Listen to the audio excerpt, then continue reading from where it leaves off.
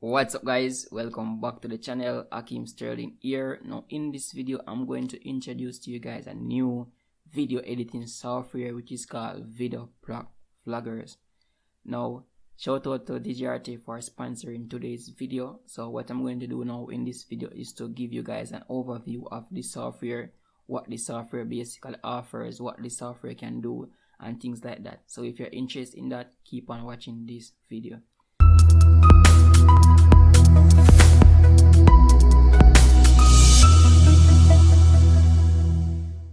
So right here I'm on the DJRT site. So to download this software, it can be downloaded on Windows and Mac computer. So I'll put a link in the description box that you guys can look at if you want to download this software. Now once you click on that link, you will end up on this site right here. So all you have to do is click right here and download.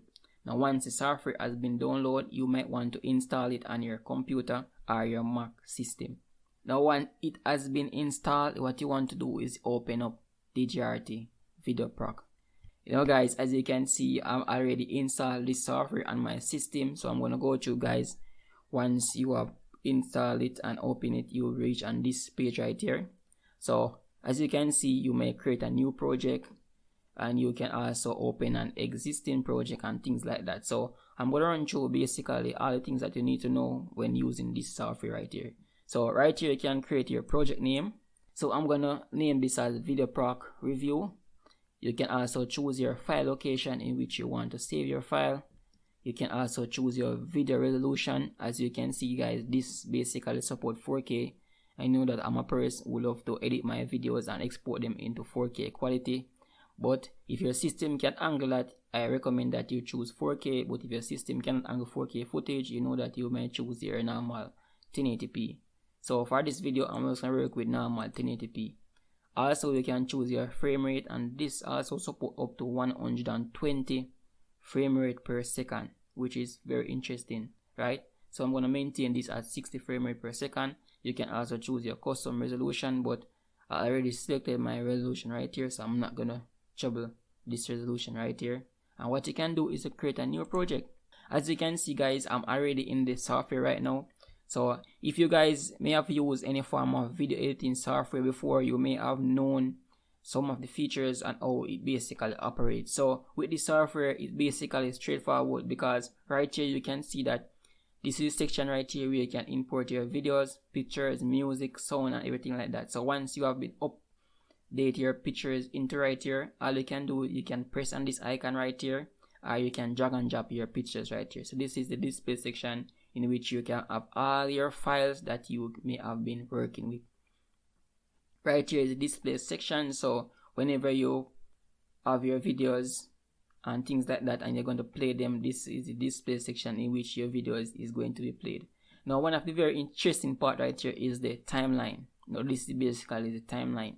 Now once you put your videos from right up here onto your timeline, you have them in display right here, so you guys can see basically all of your videos, your timeline where you can edit and cut and crop and those things.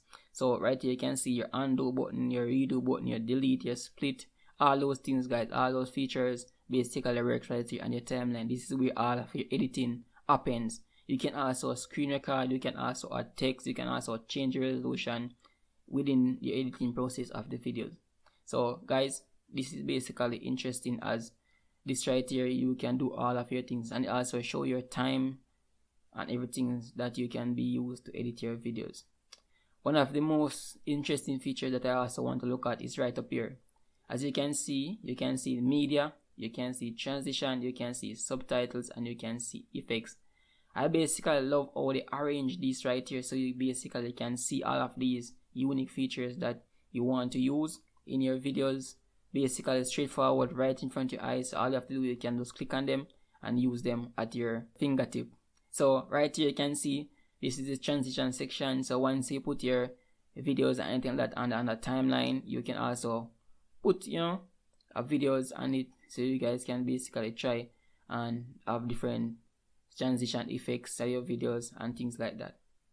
So there's a lot of transition guys right here that you can choose from.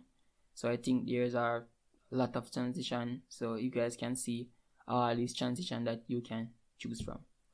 And also Right here you can see subtitles, and the subtitles are basically in different fonts that you can add to your videos. So there are a lot of subtitles that you can choose from with different colors, different theme and things like that.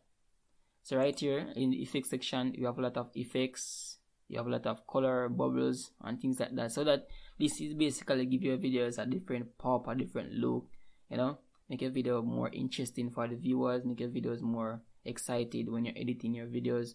So you can have all these built-in color effects and things like that that you guys basically can choose from. And one of the most important features that I may have missed is right here. And right here is a section in which you on the timeline. And the thing I love about this section right here on the timeline is that it also differentiates whether you're using a video files, whether you're using a track files, or whether you're using a audio files and things like that, whether you're using pictures and things like that. So when I go back to media right here, one thing I notice when I'm using medias, whenever I add a media to this right here, it also differentiates the type of media files that you're using. So for example, if I add a media file right here, it may differentiate if it is a videos, if it is a music, if it is, you know, the type of media file. So this is basically, guys, straightforward as it suggests right here, very straightforward. And this software is basically good for when you're editing your videos and things like that.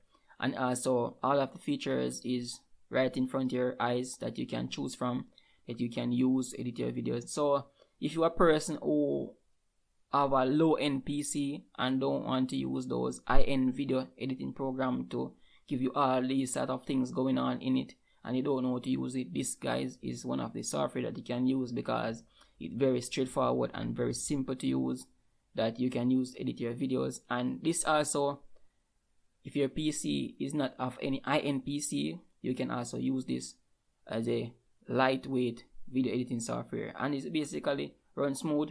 Everything on this, guys, basically works fine, and I love the software so far. So thanks again for DJRT for reaching out and get me take a look at this software that you guys can see this base value, and I hope you guys enjoy the software and be using it to edit your videos. So if this video was helpful, please remember to smash that like button and also subscribe to this channel, because I'm going to do more video on this, guys.